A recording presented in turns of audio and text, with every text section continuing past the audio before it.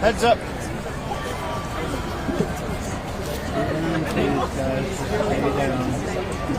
Yeah.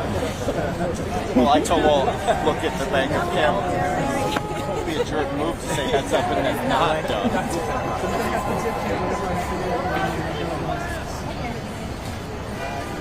Security, get out of the way.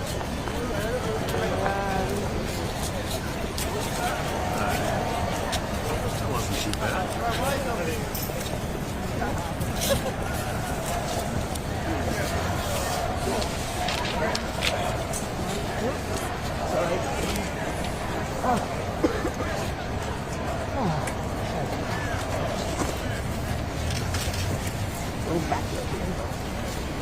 Good morning, everyone. Good morning. Everyone set? Good? All right. I will be heading to Washington, D.C. tomorrow to meet with President Trump in the White House. It is customary for an incoming mayor of this city to meet with the White House, given the mutual reliance. It's more critical than ever, given the national crisis of affordability, one that New Yorkers know very well across these 5 boroughs, and the specific challenge many cities are facing with balancing public safety against steps taken by this administration. I know that for tens of thousands of New Yorkers, this meeting is between 2 very different candidates who they voted for the same reason. They wanted a leader who would take on the cost of living crisis that makes it impossible for working people to afford living in this city. My team reached out to the White House to set up this meeting because I will work with anyone to make life more affordable for the more than 8.5 million people who call this city home.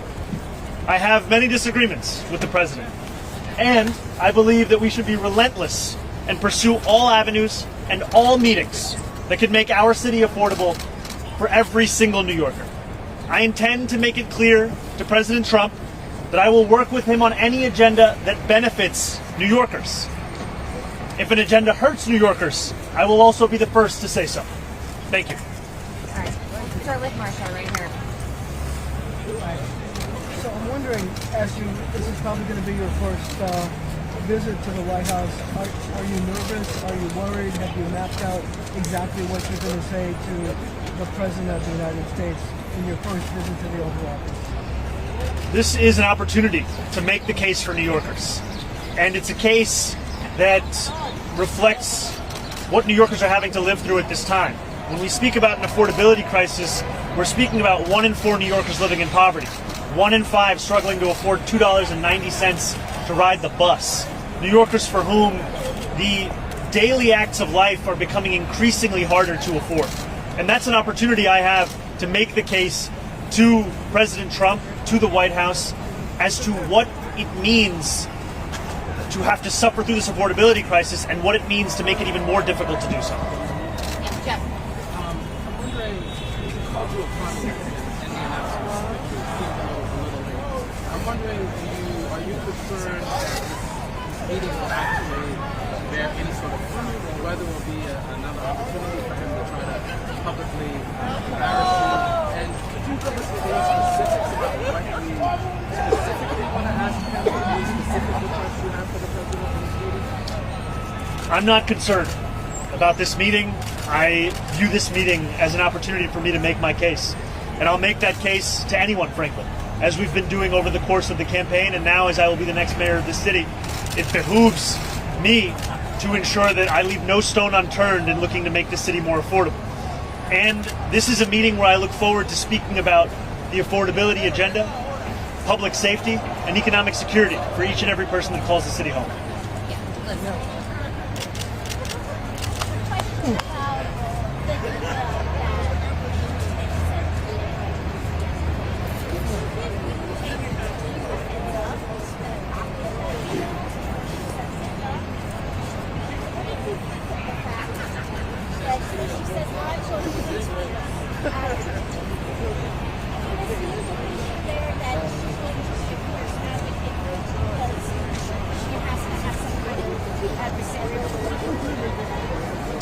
I see the implication being that every commissioner should be a fierce advocate for those that work for their department or their agency. And I look forward to ensuring that that is the case across the entirety of my administration, where when I have a meeting with the commissioner, I know that they are bringing forth the concerns of those that they work with, those that they represent, so that we can ensure that we're actually addressing those concerns. No, this was not a copy of an email that we needed because, frankly, we've been having discussions about the agenda that we share, and I'm not looking to micromanage every single person that works for me. I'm looking to trust them to do their job and know that ultimately I'll be responsible for the work that they and everyone in my city hall does. Holly.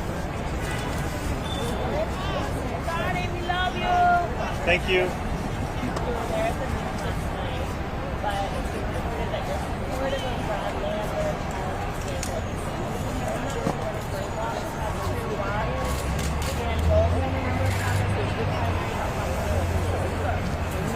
I can confirm to you the things that I've actually said and the things that I've actually done. Last night, I spoke to DSA members, sharing the same message that I've shared in public as well, which is that I do not believe this is the right time to wait this primary. Are you meeting with anyone else in D.C.? Any other people at the White House besides President Trump? Any other friends? Maybe other kind of friends tomorrow? Right now, my plans are to meet with the president and make the case as soon as I have any more information on it. If he rips your heart though in front of all the media because he loves to have all the cameras in there, what are you gonna say? Are you gonna smile? You've got that smile you like to use to try to maybe subdue him a little bit. But when you're just kind of trying to, like they said, embarrass you, what's your plan? You gotta have a plan, right? Well, I'll be ready for whatever happens. Yeah, right here. Mr. Mayor-elect, do you have any sense in advance of where you might find some common ground on? Sorry, would you mind saying that one more time? Sure. Do you have any sense in advance where you might find common ground with the president on the agenda and the case that you want to present? And where do you think you might have the most success with that?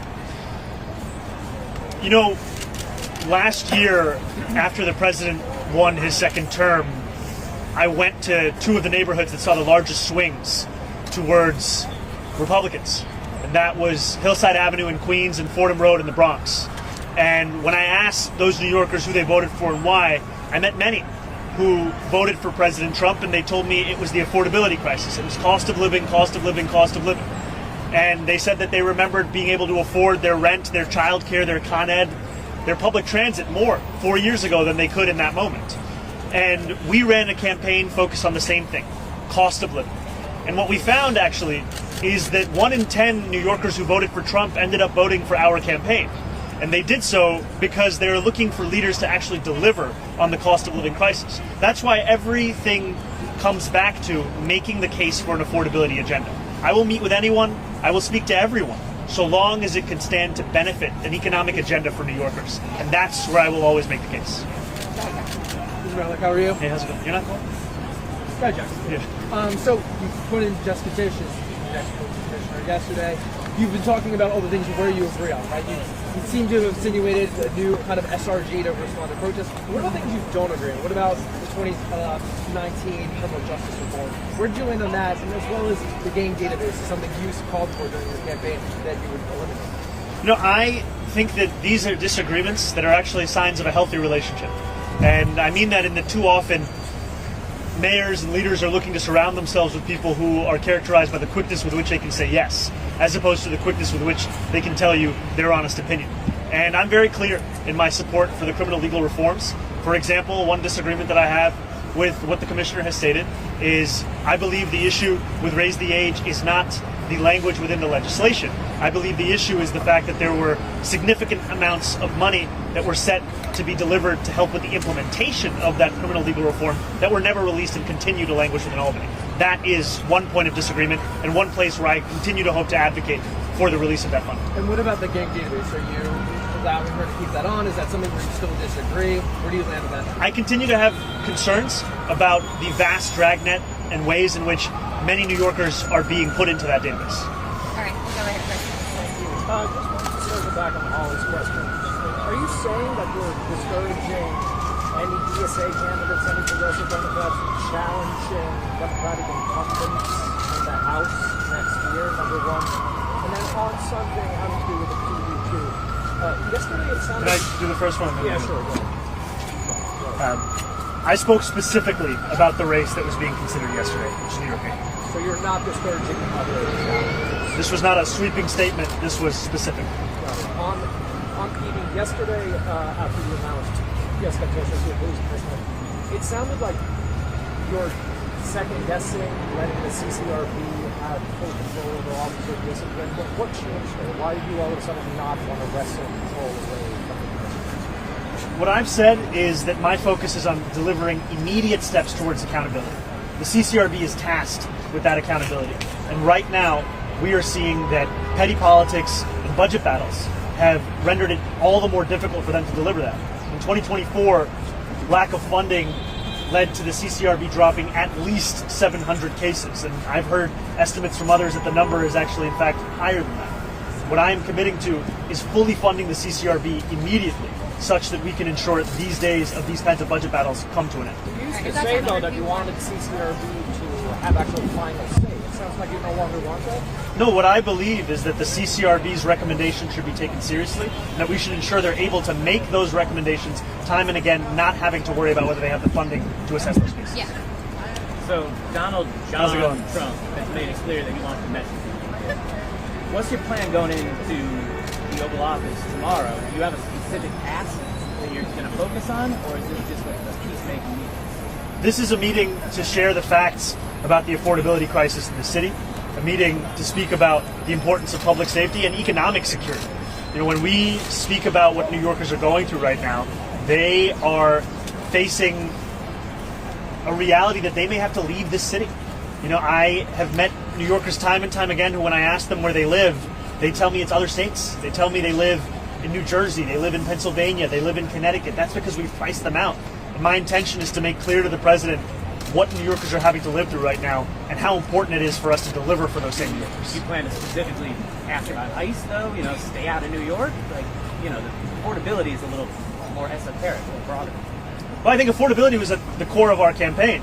And also, it was affordability based on a value of protecting each and every New Yorker. That means protecting them from price gouging in their lives. It also means protecting them from ICE agents and making it clear that I will look to be representing every single person who calls the city home. All right, we got time for one more. Cheer, look here.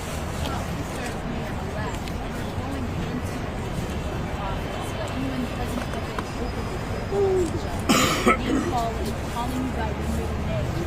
How do you avoid being attacked in the Oval Office or on Facebook? Well, I think being a New Yorker means that you're prepared for all situations, all kind of comments, all kind of commentary. And at the end of it, the focus has to be, what's the case that you're making? Why are you there? And for me, it's not about myself. It's not about a relationship with an individual. It's about a relationship between New York City and the White House, the president, the federal administration. And I will look to make clear that my interest goes beyond any one of an individual. It's for the people that I look to represent. That's the case I'll make. Thank you, guys. Oval Office meeting, no, because we saw what happened with Zelensky. What happened? I'll stand up for New Yorkers every single day. Thank you, Thank guys. you. Bringing him a gift. This is the only meeting I have to share details on. As soon as I have any more details. Mamdani, what's gonna be the school chancellor? Have you given that any thought? Not as yet, brother, but I'll let you know when we do. Thank you, Mamdani. Thank you. Love you.